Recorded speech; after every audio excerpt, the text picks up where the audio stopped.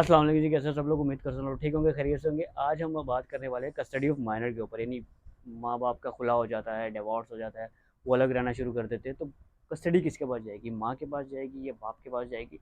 तो देखिए, बच्चा जो है वो 7 साल की एज तक माँ के पास रहेगा। बच्ची जो है till the age of puberty, यानी जब तक वो जवान नहीं हो जाती, वो माँ के पास ही रहेगी। इस सारे दौरानिए में अगर माँ मर जाती है, माँ को कुछ हो जाता है, तो उस कस्टडी जो है वो नानी को दी जाएगी।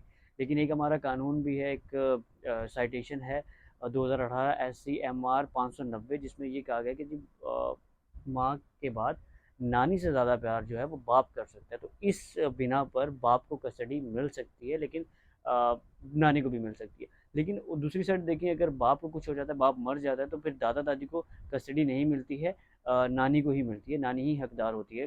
अगर दोनों वफात कर रहे हैं फिर भी नानी को ही मिलेगी, फिर दादी को, फिर दादा को, फिर नाना को। तो ये इस तरीके से सिनेरियो चलता है। अगर आगे हम लोग बात करें, डिवोर्स हो जाता है, अलग रहना शुरू कर देते दोनों मियाँ बीवी, और अमूमन ऐसा होता है कि बाप जो है वो बच्चों को छुपा लेता है, बच्चों को देता नहीं है कि घर से निकाल दिया। इस सिनेरियो में लड़की क्या कर सकती है? लड़की के पास एक ऑप्शन है, वो 491 में जा सकती है, डीजे के पास, या फिर हाई कोर्ट। 491 को हम दूसरे वर्ड्स में हार्बियस कॉर्पस की पटिशन भी कह सकते हैं। तो ये लगाएगी कि जी मेरा जो बच्चा है वो इलीगली तौर पे डिटेन किए हुए हैं, मुझे मिलने नहीं दिया जा रहा, बच्चे छोटे हैं, तो मुझे उनसे मिलवाया जाए। तो डीजे या हाई कोर्ट जहाँ भी आप जाएंगे, एप्लीके पटिशन लगाएंगे, तो उसमें आपको मुतल्लिका थाने को ये ऑर्डर किया जाएगा कि जी बच्चों को 24 घंटे के अंदर अंदर कोर्ट में पेश किया जाए। तो वो मुतल्लिका थाना जो है वो फिर पुलिस उसके घर पे जाएगी, बच्चे को बरामद करके कोर्ट में लेके आएगी, और फिर माँ के हवाले उस बच्चे को कर दिया जाएगा। अच्छा, ये जो है वो बाप भी कर सकता है। अगर माँ घर से चली जाती है डिवोर्स के बाद, खुला के बाद, और बाप को नहीं बताती कि बच्चे कहाँ हैं, उनको छुपा लेती है, तो बाप भी ये हक रखता है, वो भी 491 में हर्बियस कॉर्पस की पटिशन लगा सकता है बच्चे को बरामद करवाने के लिए।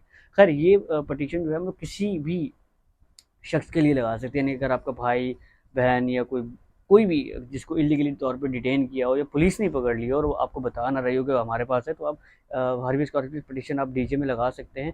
तो वो फिर 24 घंटे के अंदर अंदर उसको कोर्ट में पेश किया जाएगा, और आपको बता दिया जाएगा कि आपका भाई किस थाने में था।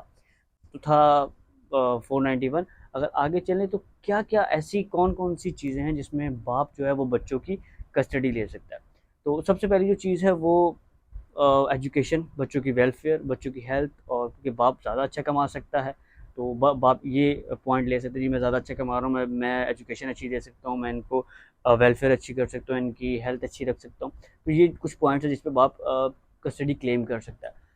दूसरी चीज़ ये आ जाती है कि माँ का कैरेक्टर ठीक ना हो, यानी वो उसका कैरेक्टर ठीक नहीं है, वो उसको एजुकेशन अच्छी नहीं दे सकती है, उसकी तरबियत अच्छी नहीं हो सकती है, वो किसी ऐसे कामों में इन्वॉल्व है जो कि ठीक नहीं है। अच्छा, तीसरी चीज़ जो सबसे इम्पॉर्टेंट है बच्ची के लिए, माइनर के लिए, वो ये है कि अगर माँ दूसरी शादी कर लेती है, और बाप जो है वो कस्टडी क्लेम कर सकता है इस बिना पर कि जी उसने जो दूसरी शादी की है वो बंदा उस बच्ची के लिए तो नामहरम है।